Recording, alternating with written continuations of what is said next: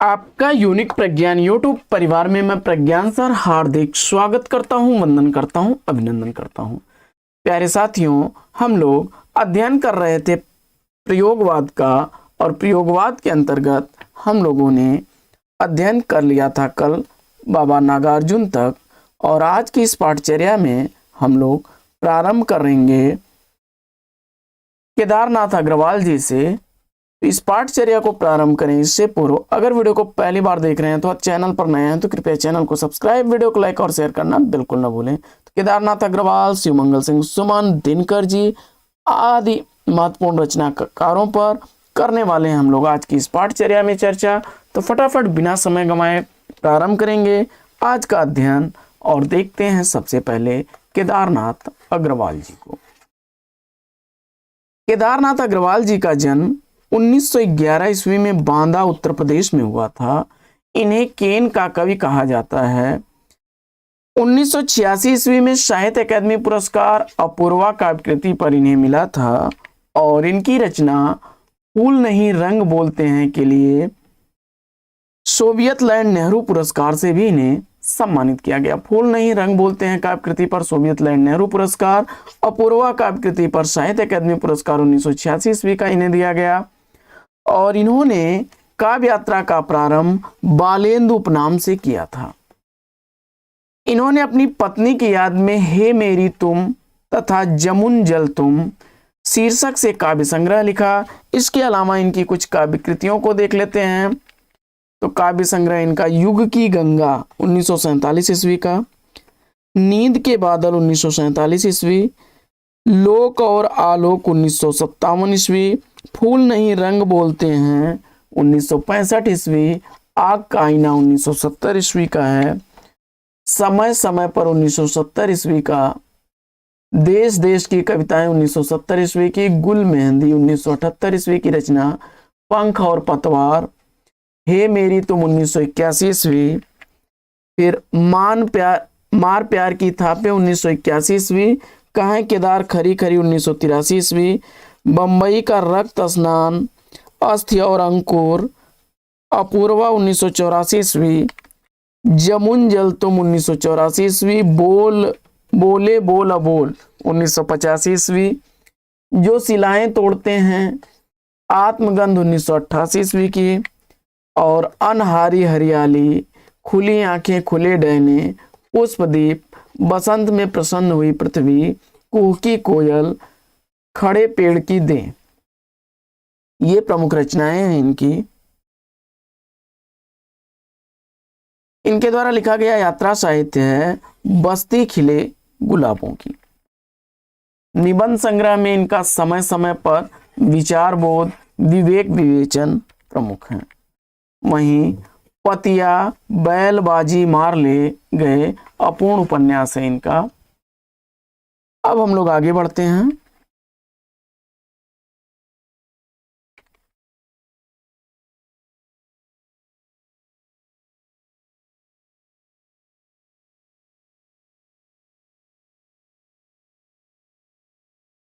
देश देश की कविताएं पाब्लो नेरुदा और अन्य कवियों की कविताओं का हिंदी अनुवाद है, जिसका संपादन अशोक त्रिपाठी ने किया है। इनकी चर्चित कविताओं में धूप की तलवार, बस छूटने पर, लवर्स बीच पर और नागलिंगम, बछल पंखी मौसम, माझी न बजाओ बंसी मंडोलता, धीरे उठाओ मेरी पालकी, मेरी नाव पुरैन के पात की, कड़ई गीत मोर्चे पर, खजुराहो के मंदिर, चंद गहना से लौटती बेर, ये प्रमुख चर्चित रचनाएं थीं केदारनाथ अग्रवाल की। अब बढ़ते हैं आगे और शिवमंगल सिंह सुमन को देखते हैं। शिवमंगल सिंह सुमन जी का जन्म 1916 ईस्वी में उन्नाव उत्तर प्रदेश में हुआ था। डॉक्टर नगेंद्र इनका जन्म 1915 ईस्वी मानते हैं। सुमन इनका उपनाम है।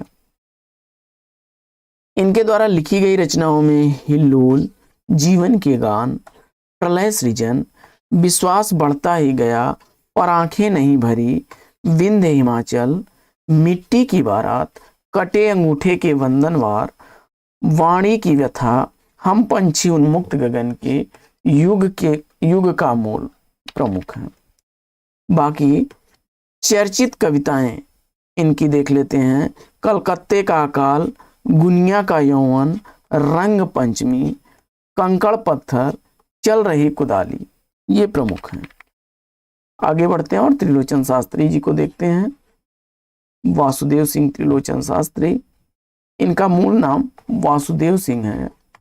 वासुदेव सिंह 1917 ईस्वी में सुल्तानपुर उत्तर प्रदेश में इनका जन्म हुआ था और इन्होंने अपनी कविताओं में अवधी बोली के ठेठ शब्दों और अवधी के छंद बरवय का प्रयोग किया है। इन्हें सानेट का कवि कहा जाता है और इनका मूल नाम वासुदेव सिंह है। मुक्तिबोध ने इन्हें अवध का किसान कवि कहा, तो बच्चन सिंह ने इन्हें मुख्यतः आत्मविश्लेषण का कवि कहा है। बच्चन सिंह के अनुसार त्रिलोचन का अर्धान जायसी और निराला के अर्घान से भिन्न है।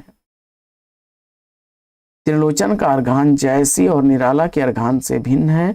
यह ठेठ गवई का अर्घान है।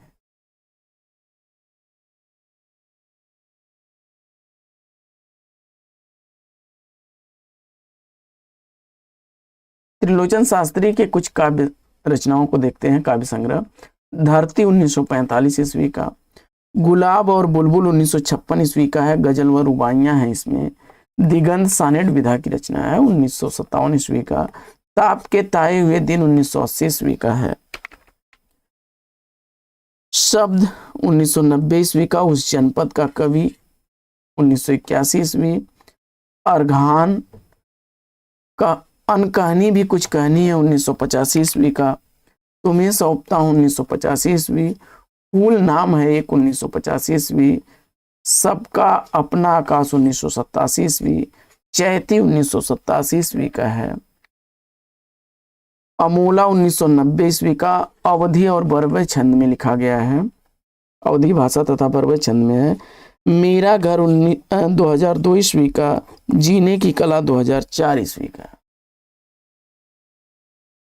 वासुदेव सिंह त्रिलोचन का कहानी संग्रह देश काल, डायरी, रोजनामचा और आलोचना काव्य और अर्थबोध 1995 ईस्वी का है। इन्हें ताप के ताए हुए दिन कृति के लिए 1981 ईस्वी का साहित्य अकादमी पुरस्कार से भी सम्मानित किया गया था। गुलाब और बुलबुल रचना पर उत्तर प्रदेश हिंदी समिति से पुरस्कृत हुए और सलाका मैथिली शरणगुप्त साहित्य अकादमी पुरस्कार से भी इन्हें सम्मानित किया गया। आगे बढ़ते हैं, रामविलास शर्मा जी को देखते हैं। तो 1912 ईस्वी उन्नाव उत्तर प्रदेश में जन्मे। के.एम. मुंशी हिंदी विद्यापीठ आगरा के ये निदेशक भी रहे और रूप तरंग इनकी काव्य रचना चर्चित है। आशा इनकी पहली कविता है। इनकी चर्चित कविताओं में जल्लाद की मौत, कलयुग, किसान और उसका पुत्र, श्रेष्ठियों के देवता, हड्डियों का ताप, कुहरे का बादल प्रमुख हैं। मुख्य रूप से एक आलोचक हैं और इनकी आलोचनात्मक रचनाओं को देख लेते हैं।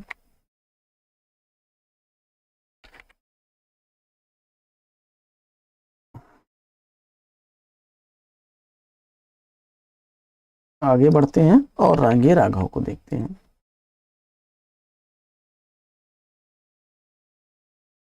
उन्नीस सौ 23 ईस्वी में इनका जन्म हुआ था और इनका पूरा नाम तिरुमलय नंबाकंबीर राघवाचार्य है। तिरुमलय नंबाकंबीर राघवाचार्य है। इनकी काव्य रचनाओं में अजय खंडहर, पिघलते पत्थर, मेधावी, राह के दीपक, पांचाली, रूप छाया प्रमुख हैं। रिपोर्ताज इनका है तूफानों के बीच और मेधावी आख्यानक काव्य है जो कामायनी के प्रत्युत्तर में रचित है। इन्होंने चीवर उपन्यास यशपाल द्वारा दिव्या के प्रत्युत्तर में लिखा था।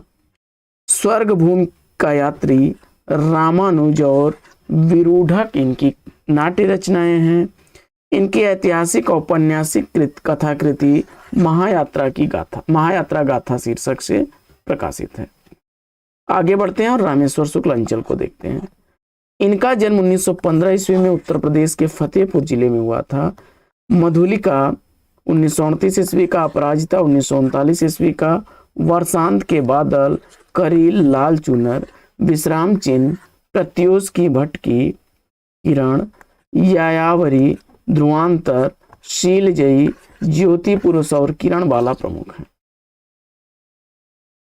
इनके द्वारा लिखे गए कहानी संग्रह में ये वे बहुतेरे, आलोचना है हिंदी साहित्य का अनुशीलन और उपन्यास है चढ़ती धूप, पुल का नई इमारत।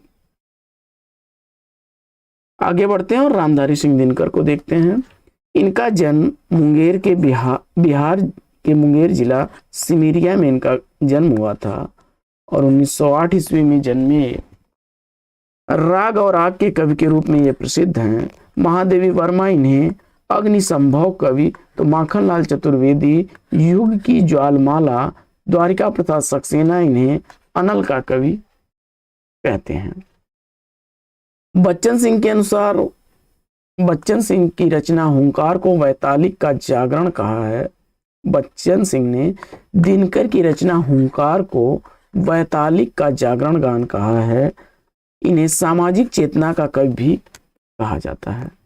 रामधारी सिंह दिनकर की काव्य रचनाओं को देखते हैं तो रेणुका इनका पहला काव्य संग्रह है जिसका प्रकाशन 1935 ईस्वी में हुआ। हुंकार का प्रकाशन 1939 ईस्वी है। बच्चन सिंह इसे वैतालिक का जागरण गान कहते हैं। यह विप्लव के गीतों का गान है। बच्चन सिंह इसकी रचना 1940 ईस्वी मानते हैं। रसवंती 1940 ईस्वी की श्रृंगारिक चेतना युक्त रचना है। द्वंद्व गीत 1940 ईस्वी की प्रकाशित रचना है। कुरुक्षेत्र 1946 ईस्वी की प्रकाशित रचना है। दिनकर जी इसे आधुनिक युग की गीता कहते हैं। उर्वशी 1961 ईस्वी की प्रकाशित रचना है और दिनकर जी ने इसे कामाध्यात्म कहा है। यह गीत नाट्यकाव्य है। इसमें पुरूरवा और उर्वशी की कथा है। परशुराम की प्रतीक्षा 1963 ईस्वी की प्रकाशित रचना है। भारत चीन युद्ध के बाद रचित एनआर की कविता है यह।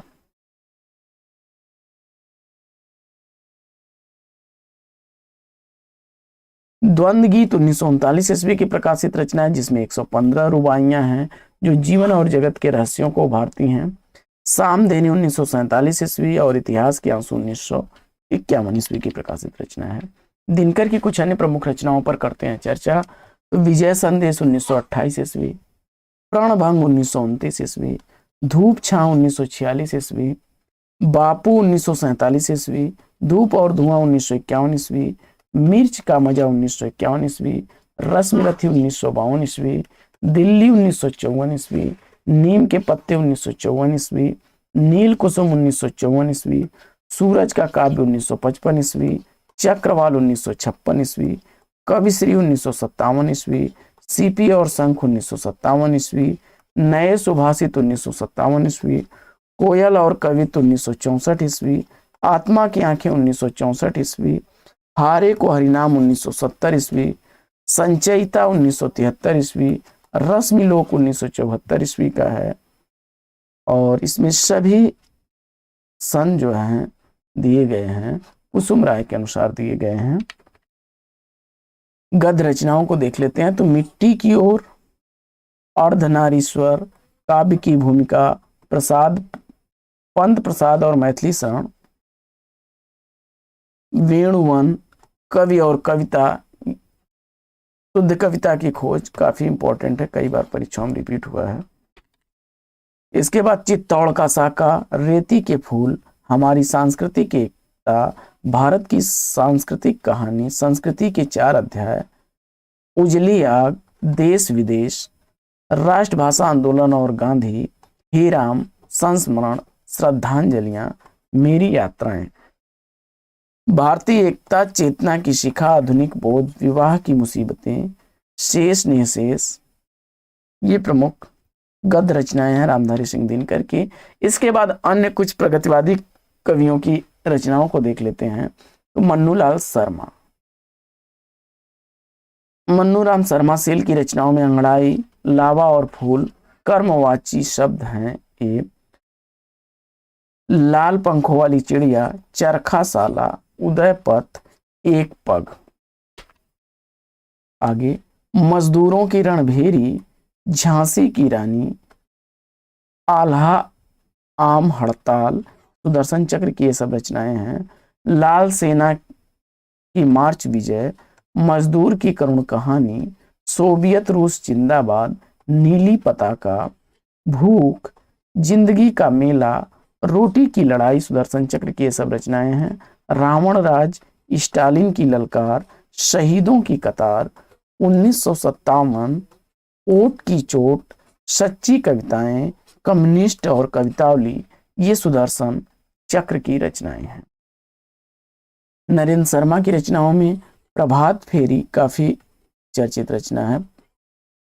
पलाश वन, प्रवासी के गीत, मिट्टी और फूल, लाल निशान, मनोकामिनी, हंसमाला, रक्तचंदन, अग्निशस्य, द्रौपदी, प्यासा निर्झर, बहुत रात गए, सुवर्णा, ये प्रमुख रचनाएं हैं नरेंद्र शर्मा की। तो आज की पाठचर्या में हम लोगों ने पढ़ा प्रगतिवादी प्रमुख कवियों की रचनाओं को, और प्रगतिवाद के बाद अब हम लोग आगे बढ़ेंगे और प्रयोगवाद के संदर्भ में चर्चा करेंगे अगले वीडियो में। तो आज की इस पाठचर्या में ले लेते हैं यहीं पर विराम। फिर मिलेंगे आपसे अगले वीडियो में एक नए प्रकरण, एक नए टॉपिक, एक नए अंदाज में। तब तक के लिए लेते हैं आपसे विदा। आपका जीवन मंगलमय हो। बेस्ट विशेष बेस्ट ऑफ लक। जय हिंद साथियों।